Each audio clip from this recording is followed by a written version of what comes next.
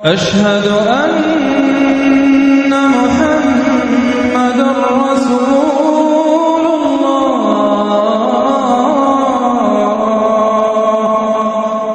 نحمده ونصلي على رسوله الكريم اما بعد فاعوذ بالله من الشيطان الرجيم بسم الله الرحمن الرحيم ولا تقولوا لمن يقتل في سبيل الله اموات بل احياء ولكن لا تشعرون ولنبلونكم بشيء من الخوف والجوع ونقص من الاموال والانفس والثمرات وبشر الصابرين الذين اذا اصابتهم مصيبة قالوا انا لله وانا اليه راجعون اولئك عليهم صلوات من ربهم ورحمة واولئك هم المهتدون صدق الله العظيم رب اشرح لي صدري ويسر لي امري واحلل عقدة من لساني يفقهوا قولي اللهم ربنا الهمنا رشدنا واعذنا من شرور انفسنا اللهم ارنا الحق حقا وارزقنا اتباعه وارنا الباطل باطلا وارزقنا اجتنابه آمین یا رب العالمین۔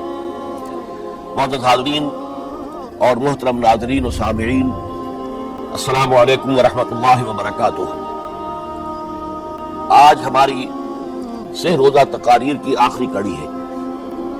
آپ کو یاد ہوگا کہ سب سے پہلے خطاب میں ہم نے قرآن کا فلسفہ شہادت سمجھا۔ قرآن مجید میں یہ اصطلاح کس معنی میں آئی ہے اور اس کے ساتھ ہی امت مسلمہ کا فرض منصبی وَكَذَلِكَ جَعَلْنَاكُمْ أُمَّةً وَسَطًا لِتَكُونُوا شُهَدَاءَ عَلَى النَّاسِ وَيَكُونَ الرَّسُولُ عَلَيْكُمْ شَهِيدًا۔ تو اللہ کے دین کو بالفعل قائم کرنے کے لیے، تاکہ نوع انسانی پر ایک ابدی حجت قائم ہو جائے کہ اللہ کا دین قابل عمل ہے، اسے قائم کیا جا سکتا ہے اور یہ بہترین سماجی نظام ہے۔ پولیٹیکو سوشو اکنامک سسٹم اس سے بہتر آج تک چشم فلک نے نہیں دیکھا۔ یہ حجت قائم کرنے کے لیے جن حضرات نے اپنی جانوں کا نذرانہ پیش کر دیا، گویا کہ وہ اللہ کے گواہ قرار پائے، ان کے لیے لفظ شہید استعمال کیا گیا۔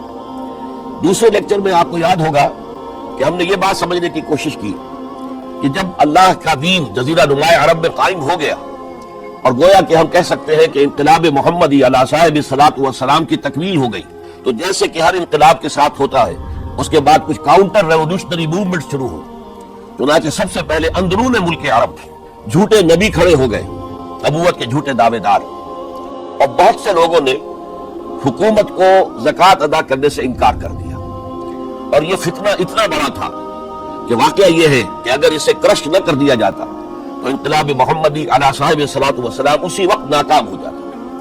یہ حضرت ابو بکر صدیق رضی اللہ تعالیٰ عنہ کے فضائل کا سب سے درخشاں باب ہے کہ انہوں نے اپنے عزم اور ہمت اور استقلال اور اللہ پر اعتماد، اللہ پر توکل اور بھروسے کے ساتھ ان دونوں فتنوں کو آئرن ہینڈ کے ساتھ کرش کر دیا، اور سال سوا سال ہی میں ان دونوں کاؤنٹر ریولوشنری موومنٹس کو ختم کر کے اس کے بعد انہوں نے جلد ہی اس نظام کا گویا کہ انچارج حضرت عمر رضی اللہ تعالیٰ عنہ کو بنا دیا کہ جو خلیفہ ثانی ہے۔ پھر ہم نے دیکھا کہ حضرت عمر کے زمانے میں رضی اللہ تعالیٰ عنہ توسیع کا جو عمل ہے، توسیع انقلاب محمدی کا عمل بڑی تیز رفتاری کے ساتھ جاری ہوا، فتوحات کا سیلاب آیا، ایران پوری سلطنت تہس نہس ہو کر رہ گئی، اس کے پرچے اڑ گئے، سلطنت روما اپنے تمام شمالی افریقی مقبوضات سے محروم، مغربی ایشیا سے اسے بے دخل کر دیا گیا، صرف وہ یورپ کے اندر محدود ہو کر رہ گئی۔ اب ظاہر بات ہے کہ اس کے خلاف بھی تو پھر رد عمل ہونا تھا، کاؤنٹر ریولوشنری موومنٹس اٹھنی تھی۔ تو سب سے پہلے حضرت عمر رضی اللہ تعالیٰ عنہ کی خلافت اور اس کے چراغ کو بجھانے کے لیے ایران کی طرف سے رد عمل ظاہر ہوا۔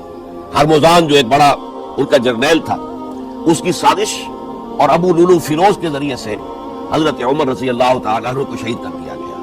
سمجھا یہ گیا تھا کہ یہ ساری عمارت شاید اسی شخصیت کے بل پر کھڑی ہے، لہذا جب میدان سے حضرت عمر ہٹ جائیں گے تو یہ خلافت کی پوری عمارت جو ہے وہ زمین بوس ہو جائے گی۔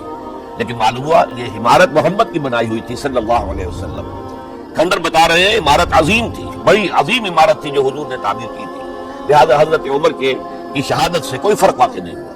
حضرت عثمان رضی اللہ تعالیٰ عنہ آ گئے میدان میں، اور میں بتا چکا ہوں آپ کو کہ ان کے دور خلافت کے جو 12 سال ہیں ان میں سے پہلے 10 سال بالکل حضرت عمر فاروق رضی اللہ تعالیٰ عنہ کی خلافت کے دور کی مثال ہے. اسی تیزی کے ساتھ انقلاب جو ہے آگے بڑھ رہا تھا، فتوحات کا دائرہ پھیل رہا تھا اور اندرون ملک پورا امن، سکون، اطمینان اور چین تھا. لیکن ان کی دور خلافت کے آخری دنوں میں اب یہودیوں کی طرف سے رد عمل اور ایک کاؤنٹر ریولوشنری موومنٹ عبداللہ ابن سبا کے ذریعے سے، کہ جس نے اسلام کا لبادہ اوڑھا اور منافقت کے پردے کے ساتھ وہ عالم اسلام میں داخل ہوا. اور اس نے چونکہ دیکھ لیا کہ پرانی چمترش ہے، پرانی چشمک ہے جو قریش کے 2 بڑے قبیلوں کے مابین یا 2 بڑے گھرانوں کے مابین چلی آ رہی تھی، بنو ہاشم، بنو امیہ. تو پہلے 2 خلفاء جو تھے وہ نہ بنو ہاشم سے تھے نہ بنو امیہ سے تھے. حضرت ابو بکر صدیق بنو تیم سے تھے، حضرت عمر بنی عدی میں سے تھے، لیکن حضرت عثمان اب بنو امیہ میں سے تھے. اس کو انہوں نے گویا کہ دکھتی رگ بنا کر پکڑا اور پروپیگنڈا شروع کیا کہ خلافت تو بنو ہاشم کا حق ہے، کیونکہ حضور ہاشمی تھے صلی اللہ علیہ وسلم. تو گویا کہ عثمان غاصب ہیں رضی اللہ تعالی عنہ، بلکہ ان سے دونوں پہلو جو تھے حضرت عمر اور حضرت ابو بکر وہ بھی غاصب ہیں. اس کے ساتھ ہی فتنے کی مختلف شکلیں انہوں نے شروع کی.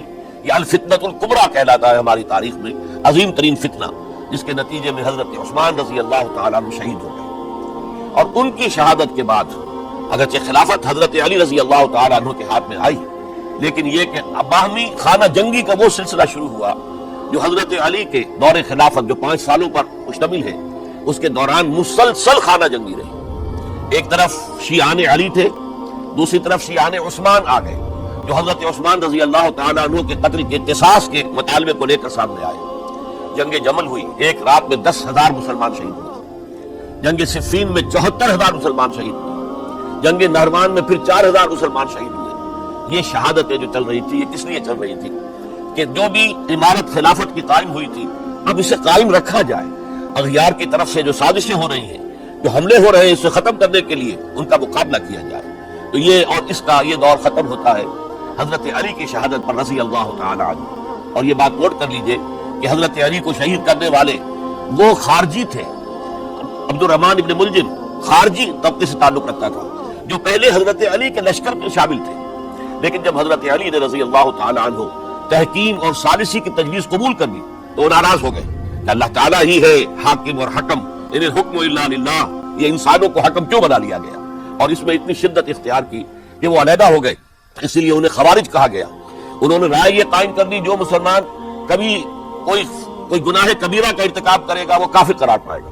جب کافر ہوگا تو گویا کہ مرتد ہے تو واجب القتل، اس کا مال، اس کی عزت سب مباح ہے. یہ ہمارا سب سے پہلا گمراہ ترین فرقہ تھا. انہی میں سے 3 افراد نے بیٹھ کر اسکیم بنائی کہ یہ 3 افراد ایسے ہیں کہ جن کو اگر میدان سے ہٹا دیا جائے تو شاید مسلمانوں کی باہمی خانہ جنگی ختم ہو جائے اور مسلمان پھر کسی ایک خلیفہ پر راضی ہو جائے. اور یہ تینوں کافر ہیں، معاذ اللہ ثم معاذ اللہ. حضرت علی کافر ہیں، ان کو قتل کرنے کی ذمہ داری عبد الرحمن ابن ملجم نے لی.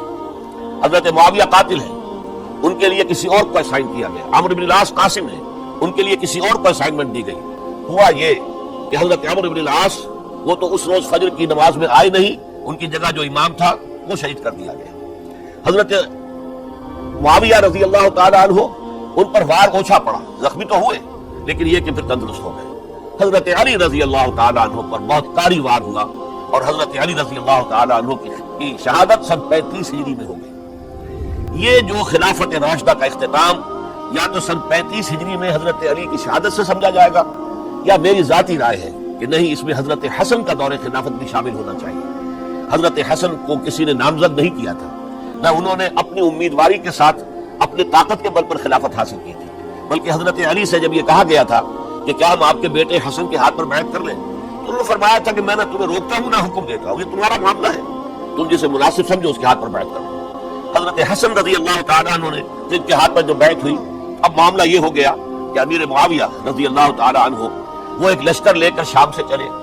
حضرت حسن 50,000 آدمیوں کے ساتھ ادھر سے نکلے، لیکن یہ ہے کہ انہیں محسوس ہو گیا تھا کہ میرے ساتھیوں میں ایسا فسادی عنصر بھی موجود ہے جو عبداللہ ابن سبا کے ساتھیوں میں سے، کہ وہ کسی اچھے کام کو پسند نہیں کرتا. لہذا انہوں نے پھر صلح کی پیشکش کی. حضرت معاویہ کو پیغام بھیجا کہ میں مصالحت چاہتا ہوں، بتائیے شرائط کیا ہے. حضرت معاویہ نے بلینک پیپر بھیج دیا، سادہ کاغذ، کہ آپ جو شرائط چاہیں اس پر لکھ دیں، وہ مجھے قبول ہو.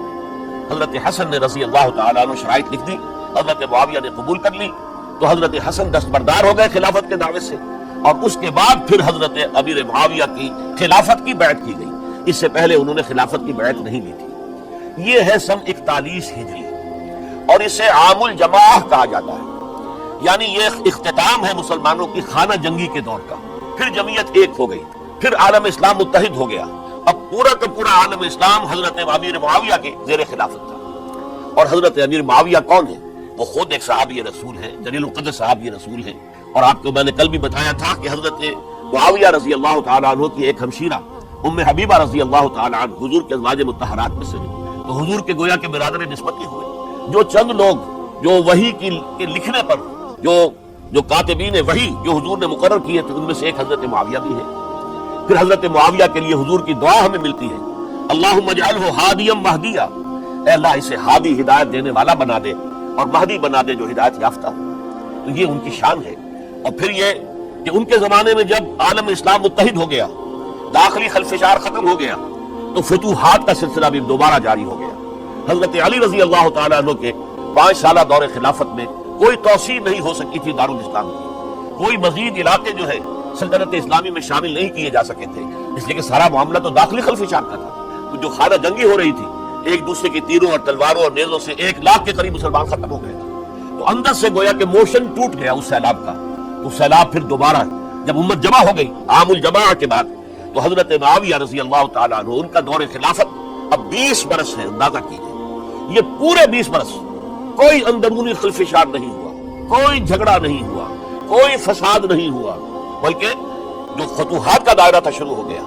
بکرار اور سندھ کے علاقے فتح ہوئے، کابل اور یہ افغانستان کا علاقہ فتح ہوا، ترکستان کے علاقوں کے اندر پیش قدمی ہوئی۔ ادھر یہ کہ قیصر سلطنت روما کا اس کے مرکزی شہر قسطنطنیہ پر حملہ کیا گیا، جس کے لیے کہ حضور کی حدیث موجود تھی پیشن گوئی کے طور پر، اول جیش یغزو مدینۃ القیصر مغفورون لہم۔ حضور نے فرمایا تھا کہ جو پہلا لشکر قیصر کے شہر پر حملہ کرے گا تو وہ سب کے سب وہ مغفرت پا جائیں گے، اللہ تعالیٰ ان کی مغفرت فرما دے گا۔ اگرچہ کامیابی نہیں ہوئی، لیکن اس پیشن گوئی کی وجہ سے آپ کو معلوم ہے کہ حضرت ایوب رضی اللہ تعالیٰ عنہ ان کو بھی اس پیشن گوئی کی وجہ سے، حالانکہ 90 برس سے اوپر عمر تھی، لیکن وہ بھی کہا انہوں نے کہ میں بھی اس میں جانا چاہتا ہوں، چنانچہ اس لشکر میں گئے، وہیں فوت ہوئے۔ بہرحال یہ سارے کارنامے اپنی جگہ پر، امن و امان اپنی جگہ پر، اس کے باوجود اہل سنت والجماعت حضرت معاویہ کے دور خلافت کو خلافت راشدہ میں شامل نہیں سمجھتے۔ اس کی وجہ کیا ہے؟ خلافت راشدہ کی شرط اولین قرآن مجید کے حکم کے مطابق امرہم شورا بینہم، مسلمانوں کے باہمی معاملات باہمی مشورے سے طے پاتے ہیں۔ حضرت ابوبکر صدیق رضی اللہ تعالیٰ عنہ سقیفہ بنی سعدہ کے اندر مشورے کے بعد ان کو منتخب کیا گیا اور ان کے ہاتھ پر بیعت ہوئی۔ حضرت عمر رضی اللہ تعالیٰ عنہ کو حضرت ابوبکر نے مسلمانوں سے مشورہ کر کے پھر نامزد کیا۔ حضرت عثمان کے لیے حضرت عمر رضی اللہ تعالیٰ عنہ نے اپنے جانشین کے لیے 6 افراد پر مشتمل کمیٹی بنا دی، جو بڑے سے بڑے جو اصحاب جو جن کے بارے میں کہا گیا ہے کہ جن کو دنیا ہی میں بشارت دے دی گئی تھی، جو عشرہ مبشرہ میں سے جو باقی تھے، ان کے اوپر مشتمل کمیٹی بنا دی کہ آپ لوگ طے کر لیں اور اپنے کسی ایک پر جمع ہو جائیں۔ اس اعتبار سے حضرت علی کے ہاتھ پر بھی جو بیعت ہوئی ہے تو وہ اہل مدینہ کے دباؤ پر ہوئی ہے، ان کے مطالبے پر ہوئی ہے۔ حضرت علی خود جو ہے وہ خلافت کے مدعی نہیں تھے، بلکہ انکار کرتے رہے، چونکہ فتنے کا دور تھا۔ حضرت عثمان شہید ہوئے تھے، مسلمانوں کے دل زخمی تھے۔ اس حالت میں وہ سمجھتے تھے کہ اگر میں یہ خلافت جو ہے اپنے ہاتھ میں لے لوں گا تو ہو سکتا ہے کہ اس کا حق ادا نہ کر سکوں، لیکن یہ کہ جب انہوں نے دیکھا کوئی اور بھی تیار نہیں، طلحہ بھی تیار نہیں، زبیر بھی تیار نہیں، تو آخر مسلمانوں کو بغیر امارت کے چھوڑا تو نہیں جا سکتا، تو حضرت علی نے وہ قبول کر لی۔ حضرت حسن کے بارے میں بتا چکا ہوں کہ ان کے بارے میں لوگوں نے کہا تو حضرت علی نے فرمایا میں نہ حکم دیتا ہوں نہ روکتا ہوں۔ لیکن حضرت امیر معاویہ رضی اللہ تعالیٰ عنہ صحابی بھی ہے، حضور کے قرابت دار بھی ہے، کاتبین وحی میں سے بھی ہے، پھر ان کا دور حکومت امن، سکون، اطمینان ہر طرح سے جو ہے 20 برس تک کوئی داخلی خلفشات نہیں ہوا، کوئی فساد نہیں ہوا، کوئی باہمی جنگ و جدل نہیں ہوا، بلکہ فتوحات کا دائرہ آگے بڑھا۔ اس کے باوجود چونکہ انہوں نے طاقت سے خلافت حاصل کی، لہذا ان کے دور خلافت کو ہم خلافت راشدہ میں تسلیم نہیں کرتے، حالانکہ وہ خود راشد ہیں۔ اس لیے کہ تمام صحابہ کرام کے بارے میں سورہ حجرات میں فرمایا وَلَٰكِنَّ اللَّهَ حَبَّبَ إِلَيْكُمُ الْإِيمَانَ وَزَيَّنَهُ فِي قُلُوبِكُمْ وَكَرَّهَ إِلَيْكُمُ الْكُفْرَ وَالْفُسُوقَ وَالْعِصْيَانَ أُولَٰئِكَ هُمُ الرَّاشِدُونَ۔ تمام صحابہ کرام کی شان یہ ہے کہ اللہ تعالیٰ نے ان کے دلوں میں ایمان کو کھبو دیا ہے، ایمان ان کے دلوں میں رچ گیا ہے، بس گیا ہے، جم گیا ہے، اور کفر سے فسق سے انہیں تبھی نفرت ہو گئی ہے، اور یہ سب کے سب راشدون ہیں۔ تو تمام صحابہ راشدون ہیں۔ اس اعتبار سے خود حضرت امیر معاویہ بھی راشدون میں شامل ہے، لیکن خلفائے راشدین میں شامل نہیں ہے۔ خلفائے راشدین عام طور پر تو ہم کہتے ہیں حضرت ابوبکر، حضرت عمر، حضرت عثمان، حضرت علی۔ میں نے اپنی ذاتی رائے، حقیر سی رائے عرض کی ہے، اس میں حضرت حسن کا دور بھی شامل ہونا چاہیے 6 مہینے کا، تب وہ 30 برس پورے ہوتے، جو حدیث میں آیا ہے کہ خلافت جو ہے وہ 30 برس رہے گی، اس کے بعد ملوکیت شروع ہو جائے گی۔ تو ملوکیت کا پہلا قدم یہ تھا کہ حضرت معاویہ نے طاقت سے بزور خلافت حاصل کی، اس لیے ان کو خلیفہ راشد ہم نہیں کہتے۔ البتہ یہ ضرور ہے کہ ان کا دور بہت پرسکون دور تھا۔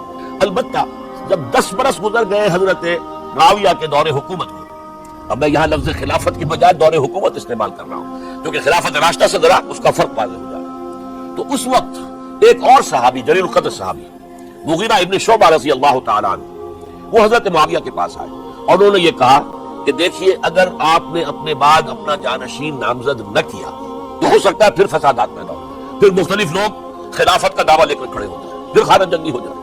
5 برس کی خانہ جنگی میں 1 لاکھ سے زیادہ مسلمان شہید ہو چکے ہیں، قتل ہو چکے ہیں، ہلاک ہو چکے ہیں۔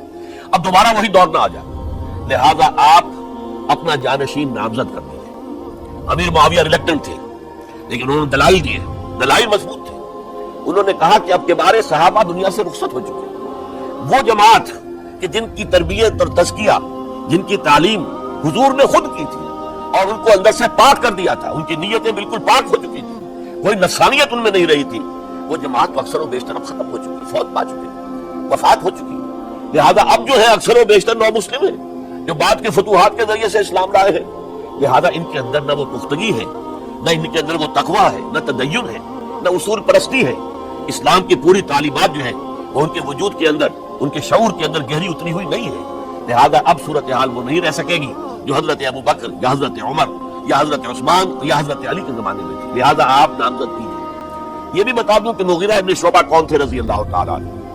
نمبر 1 یہ ہے کہ اصحاب شجرہ میں شامل ہیں، جن 1400 یا 1800 افراد نے حضور سے بیعت کی تھی صلح حدیبیہ سے متصل قبل، اس درخت کے نیچے بیٹھ کر، جس کے بارے میں سورہ فتح میں فرمایا گیا کہ لقد رضی اللہ عن المؤمنین اذ یبایعونک تحت الشجرہ، اللہ ان تمام اہل ایمان سے راضی ہو گیا جو ہے نبی صلی اللہ علیہ وسلم آپ کے دست مبارک پر بیعت کر رہے تھے اس درخت کے نیچے، ان میں سے موجود، ان میں یہ مغیرہ ابن شعبہ ہے۔ پھر مغیرہ ابن شعبہ وہ ہے کہ حضرت علی اور امیر معاویہ ان کے درمیان جو خانہ جنگی ہوئی، اس میں ہمیشہ حضرت علی کے ساتھ رہے، حضرت علی کے ہی وہ سپورٹر تھے، ان کے ساتھ تھے۔ اس پہلو سے اچھی طرح سمجھ لیجئے کہ یہ نہیں ہے کہ وہ در حقیقت کو پہلے سے وہ امیر معاویہ کے ساتھی تھے، نہیں، لیکن اب جو صورتحال وہ دیکھ رہے تھے، جہاں دیدہ انسان تھے، بہت بڑے سیاستدان تھے، جانتے تھے حالات کو، حالات کے نظر پر ان کا ہاتھ تھا، لہذا انہوں نے یہ مشورہ دیا اور پھر امیر معاویہ نے اس مشورے کو قبول کر لیا اور یزید کی ولی عہدی کا اعلان کر دیا۔ یہ بالکل مڈل ہے حضرت امیر معاویہ کے دور خلافت کا درمیان، یہ 10 سال جب ہو گئے تھے حضرت امیر معاویہ کی خلافت کو یا حکومت کو، تب یہ معاملہ پیش آیا اور یزید کے ہاتھ پر یہ بیعت ولی عہدی تمام جو بھی مختلف گورنرز تھے ان کے ذریعے سے کہہ دیا گیا اپنے اپنے علاقے کے لوگوں سے بیعت لے لو۔ یہ بیعت عام طور پر لوگوں نے کر لی، البتہ 5 شخصیتیں جو بہت نمایاں تھیں انہوں نے اس بیعت سے انکار کیا۔ ان میں کون تھے ذرا نوٹ کیجیے۔ حضرت ابوبکر فوت ہو چکے، ان کے بیٹے عبد الرحمن ابن ابی بکر، حضرت عمر فوت ہو چکے، ان کے بیٹے عبداللہ ابن عمر، حضرت زبیر فوت ہو چکے، ان کے بیٹے عبداللہ ابن زبیر، حضرت عباس فوت ہو چکے، ان کے بیٹے عبداللہ ابن عباس، حضرت علی شہید ہو چکے، ان کے بیٹے حسین ابن علی رضی اللہ تعالی عنہ اجمعین۔ یہ 5 جو امت کے بہت بڑے 5 افراد کے گویا کے وہ چشم و چراغ تھے ان گھرانوں کے، انہوں نے انکار کیا اور ان میں خاص طور پر عبد الرحمن ابن ابی بکر نے یہ جملہ کہا کہ تم چاہتے ہو کہ قیصر و کسریٰ کی سنت پر عمل کرو کہ باپ کے بعد بیٹا حاکم بن جائے، یعنی ایک قدم تو خلافت کا نظام پہلے ہی نیچے اتر چکا۔ مشاورت سے تو حضرت امیر معاویہ کا بھی جو نسب ہوا ہے وہ مشاورت سے نہیں ہوا۔ ایک درجے میں وہ جو اللہ تعالیٰ کے رسول نے عمارت بنائی تھی شاندار، اس خلافت کا جو سیاسی نظام تھا، اس میں ایک تو کڑی آ چکی زوال کی کہ ایک شخص نے طاقت کے ذریعے سے خلافت حاصل کر لی۔ اب اس کی اگلی کڑی لانا چاہتے ہیں کہ قیصر و کسریٰ کے طریقے سے خاندان کے اندر، ایک قبیلے کے اندر یہ خلافت جو ہے، یہ حکومت جو ہے، نسل بعد نسل، باپ کے بعد بیٹا اور بیٹے کے بعد پوتا، اس کو ہم کبھی گوارا نہیں کریں گے۔ حضرت امیر معاویہ بہت دانشمند انسان تھے، انہوں نے ان پانچوں حضرات پر کوئی تشدد نہیں کیا، کوئی جبر نہیں کیا، بلکہ رہنے دیا، ٹھیک ہے یہ بیعت نہیں کر رہے، ابھی تو بیعت ولی عہدی ہے، کوئی حرج نہیں، لہذا کوئی جھگڑا، کوئی اس وجہ سے کوئی فساد، اس بنا پر کوئی جنگ نہیں ہوئی۔ 10 سال گزر گئے، یعنی 10 سال تک یزید ولی عہد رہا ہے، 10 سال تک، اور اس سوائے ان 5 بڑی شخصیتوں کے جو پوری امت تھی، عوام الناس تھے، ان سب نے اسے قبول کیا۔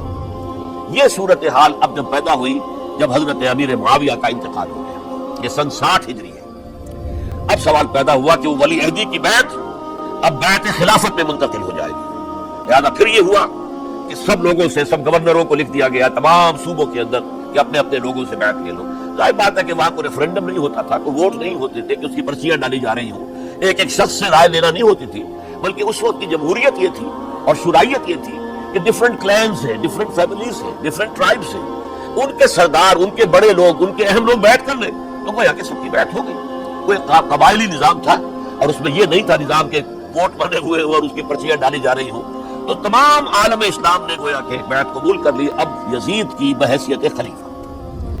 اب وہ جو 5 آدمی تھے ان میں سے ایک فوت ہو چکے تھے، حضرت عبد الرحمن بن ابی بکر رضی اللہ تعالی عنہما، دونوں فوت ہو گئے، لیکن باقی 4 رہ گئے۔ ان چاروں کو نوٹ کیجئے، یہ بڑا سینسٹیو ایشو ہے جس پر میں اب گفتگو کر رہا ہوں۔ ان چاروں میں کون ہے؟ عبداللہ ابن عباس، عمر میں سب سے بڑے وہ ہیں، اور ان کی شان یہ ہے کہ انہیں حبر الامہ کہا گیا ہے، امت کے سب سے بڑے عالم، اور قرآن مجید کے وہ سب سے پہلے مفسر ہیں۔ اصل جو جتنی بھی تفسیری روایات ہمیں ملتی ہیں حضرت عبداللہ ابن عباس کے شاگردوں سے، تابعین سے، لہذا ان کا بہت اونچا مقام ہے۔ حضرت عبداللہ ابن عمر، ان کا مقام بھی آپ کو معلوم ہے، حدیثوں کی کتنی بڑی تعداد ہے جو عبداللہ ابن عمر سے مروی ہے، اور اس کو سلسلۃ الذہب کی پہلی کڑی کہا جاتا ہے۔ روایت حدیث میں جو سنہری زنجیر ہے اس کا آغاز حضرت عبداللہ ابن عمر ہے۔ ایک طرف یہ دونوں ہو گئے، ان دونوں کی رائے کیا ہوئی؟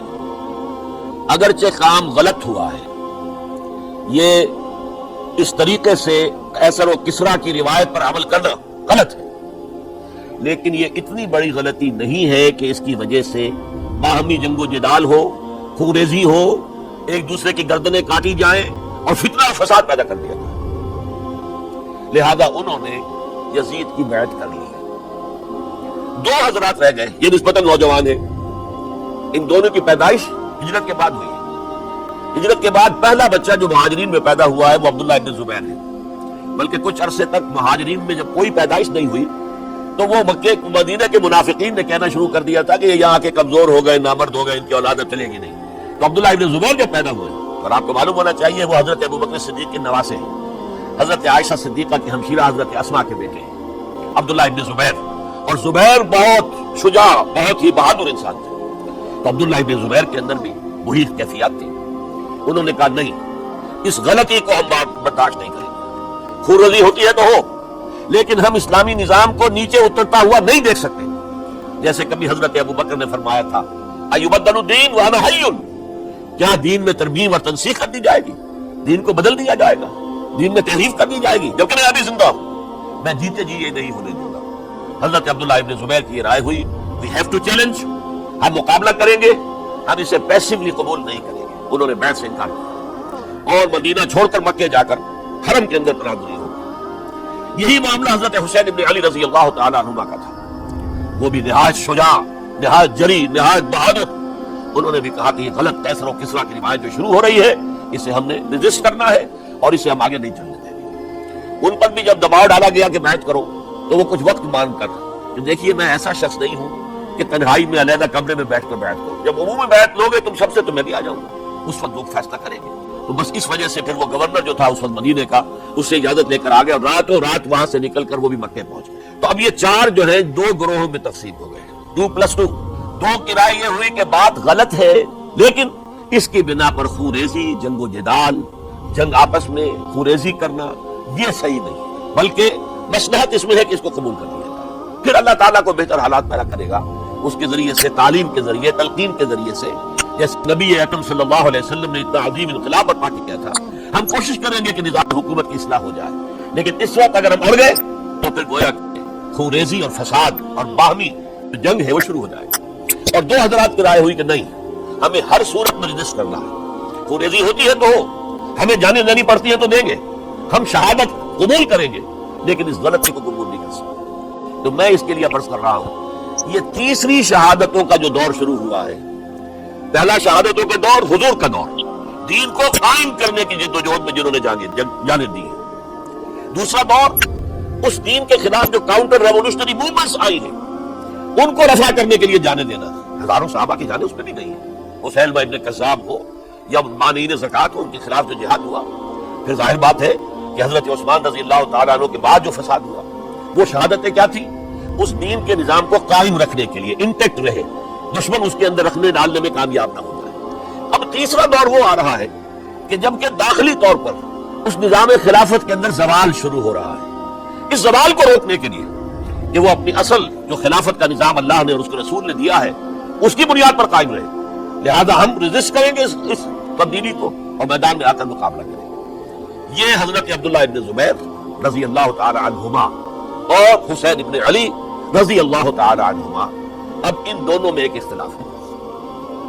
حضرت عبداللہ ابن زبیر کی رائے یہ تھی کہ یہ مکہ ہے، یہ اللہ کا گھر ہے، یہ حرم ہے، اور یہاں کے لوگ بہت سے برے اثرات سے ابھی تک بچے ہوئے ہیں، پاک ہیں، لہذا ہمیں یہاں رہنا چاہیے۔ اس کو مرکز بنا کر ظاہر بات ہے اسی مکے سے محمد رسول اللہ صلی اللہ علیہ وسلم نے دعوت شروع کی تھی، وہیں سے وہ پھیل کر جو ہے ایک عظیم انقلاب کی شکل اس نے اختیار کی تھی، ایک عظیم مملکت جو ہے حضور چھوڑ کر گئے تھے۔ تو ہمیں مکے میں رہ کر ہی اپنی تحریک شروع کرنی چاہیے۔ لیکن ادھر حضرت علی کے پاس پیغام آ رہے تھے کوفے سے، کوفہ چونکہ حضرت حسین کے پاس پیغام آ رہے تھے کوفے سے، کیونکہ کوفے کو حضرت علی نے دارالخلافہ بنا لیا تھا، اور وہاں سمجھا جاتا تھا کہ حضرت علی کے ہمدرد اور حضرت شیعان علی جنہیں ہم کہیں ان کے ساتھ ہی ہم خیال یہ لوگ ہیں کثرت کے ساتھ، اور وہاں سے اب خطوط کا ٹانکا شروع ہو گیا، آپ یہاں آئیے، ہم بےتاب ہیں، آپ کا استقبال کریں گے، آپ کے ہاتھ پر بیعت کریں گے، تاکہ یہ جو قیصر و کسریٰ کی سنت شروع ہو رہی ہے اس کو روکا جا سکے۔ وہ تانکا بنا ہوا ہے خطوط کا۔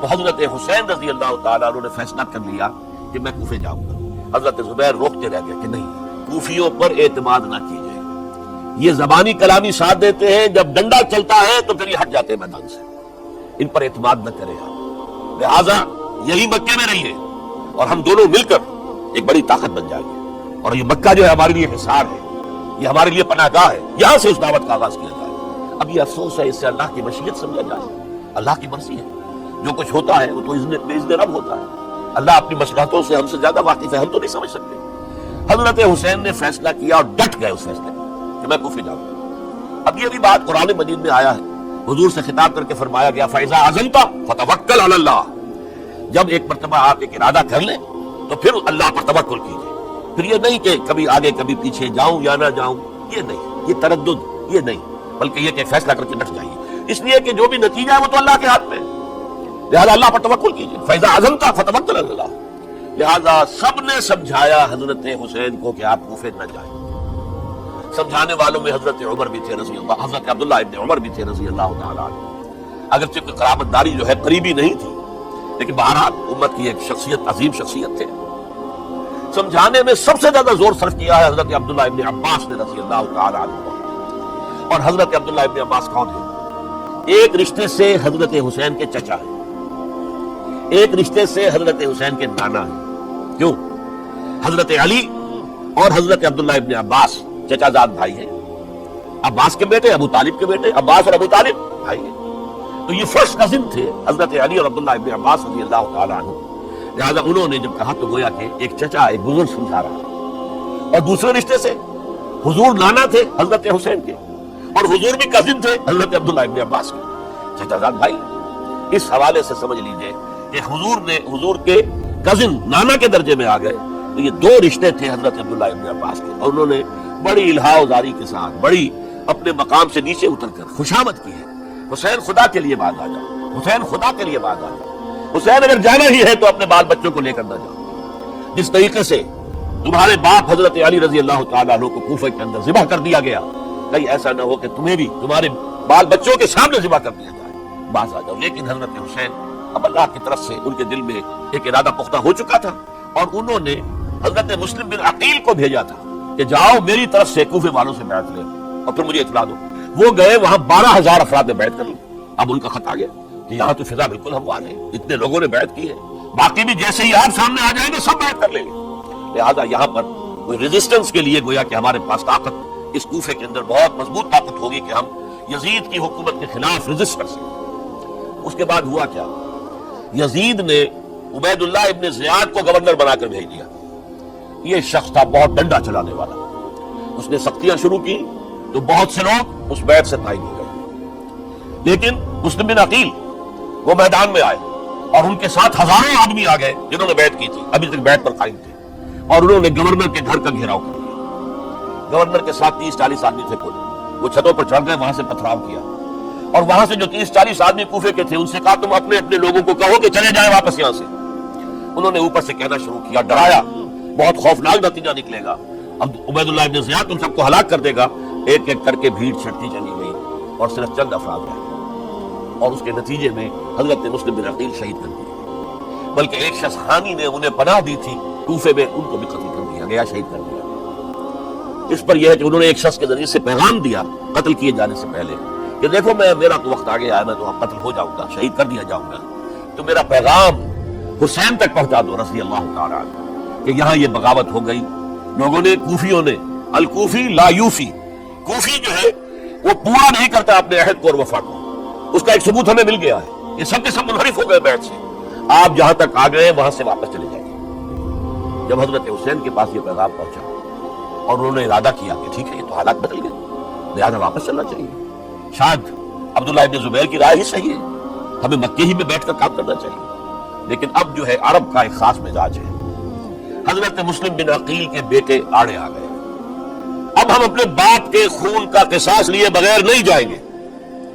اور حضرت حسین رضی اللہ تعالیٰ عنہ بامروت انسان، شریف النفس انسان، کیسے ممکن تھا غیرت مند غیور انسان وہ کیسے ان کی بات کو رد کرتا؟ لہٰذا اچھا چلو چلتے ہیں کوفے کی طرف. آگے بڑھتے چلے گئے، کربلا میں پہنچ گئے. جو کچھ وہاں ہوا پھر آپ کو معلوم ہے. اس میں یہ بات ہے پہلے 1000 کا لشکر بھیجا تھا عبید اللہ ابن زیاد کو، اس پر حضرت حسین رضی اللہ تعالیٰ عنہ نے جو باتیں کہی وہ کچھ اثر انداز ہو گئی. ان کا افسر جو تھا حر بن یزید تمیمی، وہ بعد میں حضرت حسین کا حامی ہو گیا اور حضرت حسین کے ساتھ ہی اس کو بھی شہادت نصیب. پھر دوسرے کو بھیجا عمرو بن سعد. عمرو بن سعد بھی ایک بڑی عظیم شخصیت کے کا بیٹا تھا. حضرت سعد ابن ابی وقاص جو فاتح ایران تھے اور جن کو غزوہ احد کے موقع پر حضور نے فرمایا تھا کہ اے سعد تیر چلاؤ، میرے ماں باپ تم پر قربان ہوں. جبکہ احد میں گھیراؤ کر لیا تھا حضور کا اور کفار قتل کرنے کے لیے ہجوم کر رہے تھے اور کچھ حضرات تیر چلا چلا کے انہیں پھینک رہے تھے، دور جو ہے ہٹا رہے تھے. ان میں سے حضرت سعد ابن ابی وقاص بھی تھے. پھر وہ فاتح ایران تھے، اسی لیے گورنر بن گئے تھے ایران کے. سعد جو ہے ان کا بیٹے، یہ عمرو جو ہے یہ اب ایک بڑے صوبے کا گورنر بھی تھا. اس وقت 4000 آدمی دے کر بھیجا. وہ بھی نرمی کرتا رہا، اس نے کوئی تشدد نہیں کیا. اس کے اندر بہرحال اپنے عظیم باپ کے خون کا کچھ اثر تھا. لیکن یہ کہ پھر ابن زیاد کو اطلاع مل گئی کہ عمرو ابن سعد جو ہے وہ تو لے تو لال کر رہا ہے، حملہ نہیں کر رہا، قتل نہیں کر رہا، بلکہ یہ کہ وہ تو اس راستہ بھی دینے کے لیے تیار ہے کہ نہ مدینے کی طرف جائیے اور نہ آپ مکے کی طرف جائیے، نہ کوفے کی طرف جائیے، بلکہ آپ چاہے تو دمشق چلے جائیں، یزید سے اپنا معاملہ کر لیں. اس پر ابن زیاد نے پھر وہاں سے خط لکھا ہے، میں نے تمہیں اس کام کے لیے بھیجا تھا، میں نے تمہیں حکم دیا تھا حسین سے میری بیعت لو، یعنی میری بیعت کے ذریعے یزید کی بیعت لو اور اسے پکڑ کر لا کر میرے سامنے پیش کرو. لہذا پھر اس نے ایک بہت خونخوار شخص کو زیادہ فوج دے کر بھیجا ہے، اور وہ جو ہے اس نے آ کر جو ہے شمر میں پھر اس نے فیصلہ کو معاملہ کیا. حضرت حسین رضی اللہ تعالیٰ عنہ نے ان دنوں میں جو وہاں گزرے ہیں، جتنے بھی کوفی آئے ہوئے تھے نا، اکثر و بیشتر تو کوفے کے لوگ تھے، ان سے کہا کہ میں خود نہیں آیا، تم نے مجھے بلایا تھا. اے فلاں ابن فلاں، کیا تم نے مجھے خط نہیں لکھا تھا کہ آؤ؟ اے فلاں ابن فلاں، کیا تم نے مجھے پیغام نہیں بھیجا تھا کہ یہاں تشریف لائیے؟ اور دیکھو میرے پاس تمہارے خطوط موجود ہیں. وہ ایک تھیلا جس میں کے خطوط تھے وہ بھی لا کے میدان میں رکھ دیا. یہ حضرت حسین رضی اللہ تعالیٰ عنہ کی شرافت اور اپنی صاف دلی، کوئی اس کے اندر عیاری نہیں تھی ان کے اندر، معاذ اللہ ثم معاذ اللہ. لیکن یہ کہ اس کا نتیجہ اچھا نہیں نکلا. نتیجہ کیا نکلا؟ اب انہیں پتا چل گیا کوفیوں کو، اگر اب حسین زندہ دمشق پہنچ گئے یزید کے پاس تو یہ ہم سب کا معنی پھوڑ دیں گے، ہماری شامت آ جائے گی.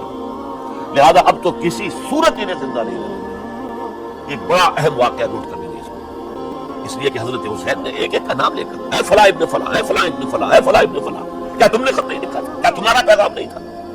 اب انہوں نے دیکھا کہ یہ بہانا اگر یزید کے ہاں جا کر پھوڑ دیا گیا تو پھر ہماری خیر نہیں ہوگی۔ یہی وجہ ہے حضرت حسین کو شہید کرنے کے بعد، یہ نوٹ کر لیجئے، 72 آدمی تھے کل، جس کو کہہ لیں لشکر حضرت حسین کا رضی اللہ تعالیٰ، ان میں سے 20 خاندان بنی ہاشم کے چشم و چراغ تھے، بڑی بہادری سے لڑے، بڑی بہادری سے لڑے، ایک ایک نے لڑ کر جان دیے، بہت سو کو مارا ہے۔ یقاتلون فی سبیل اللہ فیقتلون ویقتلون، قتل کر بھی رہے تھے، قتل ہو بھی رہے تھے، ایک ایک کر کے قتل ہو رہے تھے، شہید ہو رہے تھے۔ 20 جو ہے خاندان بنی ہاشم میں سے شہید ہوئے ہیں۔ حضرت حسین رضی اللہ تعالیٰ عنہ کا ایک بہت ہی انفنٹ چھوٹا بچہ وہ بھی شہید ہوا، باقی سب مرد، تمام مرد، سوائے ایک حضرت حسین کے بیٹے حضرت علی بن حسین زین العابدین کے لائے بعد میں، وہ بیمار تھے، وہ جنگ میں حصہ نہیں لے سکتے تھے، وہ بچ گئے صرف۔ اچھا، حضرت حسین شہید ہو گئے، یہ ہے 10 محرم الحرام سن 61 ہجری ہے۔ کیا مطلب ہے؟ حضور کے انتقال کے ٹھیک 50 برس بعد، سن 11 ہجری میں حضور کا انتقال، اور سن 61 ہجری میں حضور کے نواسے، اور جن کے بارے میں حضور نے فرمایا سیدہ شباب اہل الجنہ، حضرت حسین شہید کر دیے گئے۔ اور اس کے بعد اس لشکر نے خیموں کو آگ لگا دی۔ یہاں نقطہ سمجھ لیجیے، آگ کیوں لگائی؟ انہیں معلوم تھا ہمارے خلاف ڈاکومنٹری پروف موجود ہے وہاں پر، وہ ہمارے خطوط کے تھیلے وہاں موجود ہیں، اگر وہ باقی رہ گئے تو ہماری شامت آ جائے گی، ہمیں کون بچائے گا؟ ورنہ ظاہر بات ہے کہ اگر تو وہ دشمنی کے انداز میں بات ہوتی تو خواتین کی بھی بے حرمتی کی گئی ہوتی، لیکن نہیں، کسی نے، ظاہر بات ہے کہ خان وعدہ نبوت یہ کسی خاتون کی بے حرمتی نہیں کی، قطعاً نہیں کی، لیکن خیمے جلانا ان کی ضرورت تھی تاکہ وہ ریکارڈ جو ہے ان کا وہ تلف ہو جائے، سارے خطوط جو ہے وہ جل جائیں تاکہ ان کے خلاف ثبوت باقی نہ رہے۔ یہ عظیم سانحہ کربلا ہے۔ اب چونکہ یہ ہماری تاریخ کے ان واقعات میں سے ہے جس پر بہت کچھ اختلافات ہیں، مختلف گروہوں کی تعبیرات بہت مختلف ہیں۔ ایک طرف اہل تشیع کا اپنا بیان ہے، دوسری طرف اہل سنت کا ایک اجماعی بیان ہے، تیسری طرف کچھ ایسے لوگ پیدا ہو گئے ہیں جو حضرت حسین رضی اللہ تعالیٰ عنہ پر الزام لگا رہے ہیں، اہل سنت میں سے، کہ وہ تو حکومت کے طالب تھے، وہ اقتدار کے خواہش مند تھے، واجب القتل تھے، معاذ اللہ ثم معاذ اللہ ثم معاذ اللہ۔ حضرت حسین اگرچہ صغار صحابہ میں سے تھے، یعنی حضور کی حیات طیبہ میں ابھی چھوٹے بچے تھے، لیکن ان کا شمار صحابہ میں ہے۔ اور پھر یہ وہ شخص ہے جو حضور کی گود میں کھیلا ہے، یہ وہ ہے جو حضور کے شانوں کے اوپر جس نے سواری کی ہے۔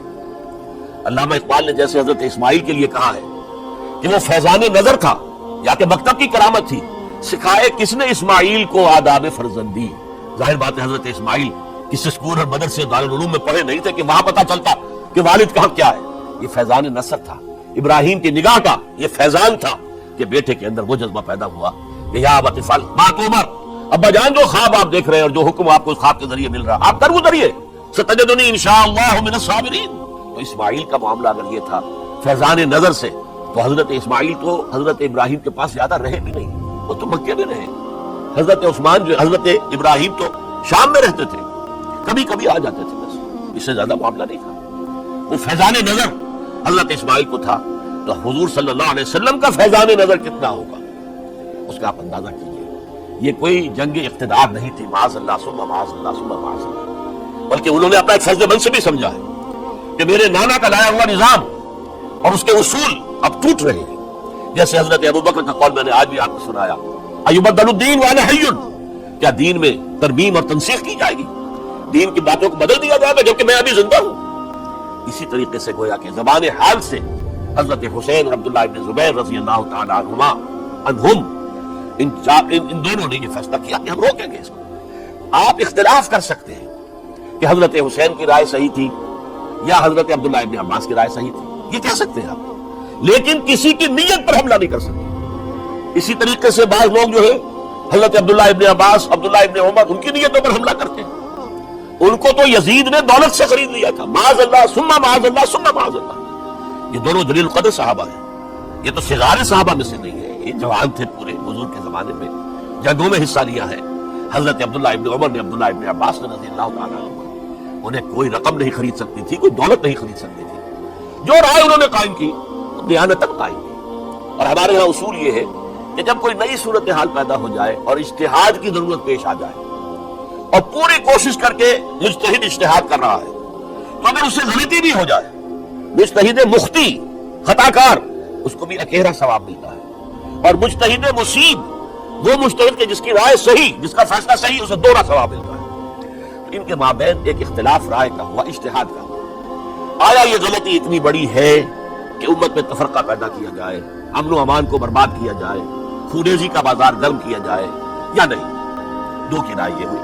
ان کی مخلصانہ رائے تھی، ان کی دیانتدارانہ رائے تھی، ہم ان کی نیت پر حملہ نہیں کر سکتے، آپ اختلاف کرنا چاہیں تو کیجیے۔ اسی طرح حضرت عبداللہ ابن زبیر اور حضرت حسین ابن علی رضی اللہ تعالیٰ عنہ، ظاہر بات ہے کہ ان کا بھی ایک اجتہادی رائے تھی کہ نہیں، یہ دین کے نظام کے اندر بہت بڑا رکھنا پڑ رہا ہے، یہ تو اب کیسر و کسرا کی سنت شروع ہو رہی ہے، یہ اسلام کے دین کے اوپر طریقہ نہیں عمل نہیں ہو رہا ہے، تو ہم اسے اپنی جانوں کا نذرانہ دے کر بھی اسے روکیں گے، روکنے کی کوشش کریں گے، رکے نہ رکے ہم اپنی جانیں دے دیں گے۔ یہ بھی دیانتدارانہ رائے تھی، مخلصانہ رائے تھی، ان کی نیت پر کوئی حملہ کم سے کم اہل سنت والجماعت میں سے کسی شخص کو حق نہیں ہے، اس لیے کہ اہل سنت والجماعت کا کہنا یہ ہے الصحابۃ کلھم عدول، صحابہ جتنے بھی ہیں وہ سب کے سب عدول ہیں، ان میں بدنیتی نہیں آ سکتی، خطا ہو سکتی ہے۔ اہل سنت کے نزدیک معصومیت خاص ہے، نبوت ہے، نبوت ختم ہو گئی محمد رسول اللہ صلی اللہ علیہ وسلم، آپ کے بعد معصوم کوئی نہیں، ابو بکر بھی معصوم نہیں، عمر بھی معصوم نہیں،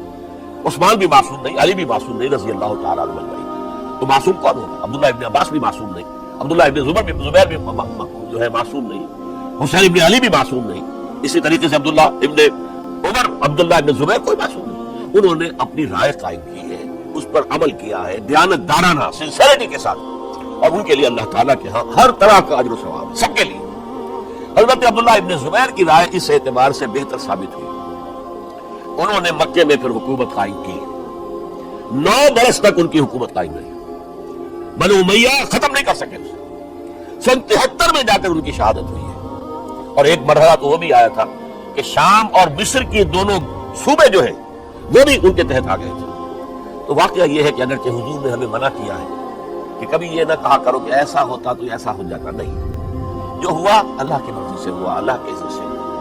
حدیث کے الفاظ ہیں ان کلمۃ اللہ تفتح عمل الشیطان، یہ جو لو کاش یہ ہو جاتا، کاش یوں ہو جاتا تو بڑے اچھے نتیجے نکلتے، یہاں سے شیطان کا عمل شروع ہو جاتا ہے۔ ورنہ واقعہ یہ ہے کہ دل سے یہ بات نکلتی ہے، اگر حضرت حسین اور عبداللہ ابن زبیر یکجا ہو جاتے اور مکے کو اپنا مرکز بنا کر جو عظیم مقصد انہوں نے اپنے سامنے رکھا تھا کہ یہ جو روایت غلط آ رہی ہے اسلام کے دینی سیاسی نظام کے اندر، اس کو ہم روکیں گے، تو اللہ تعالیٰ انہیں کامیابی عطا فرما دیتا۔ لیکن یہ پھر ہم کہیں گے ما شاء اللہ کان وما لم یشاء لم یکن، جو اللہ نے چاہا وہ ہوا، اور جو اللہ نے نہیں چاہا وہ نہیں ہوا۔ حضرت حسین کو وہ عظیم شہادت اللہ نے دینی تھی، وہ اونچا مقام عطا کرنا تھا، اور پھر ان کی عظیمت، ان کا صبر، ان کا ثبات، ان کا استقلال، معلوم ہوا کہ اللہ تعالیٰ نے انسانوں کے اندر کتنی کچھ طاقت رکھی ہوئی اور کتنی کچھ صلاحیتیں اللہ نے ودیت کی ہے، وہ جس طرح ڈٹے رہے، کھڑے رہے۔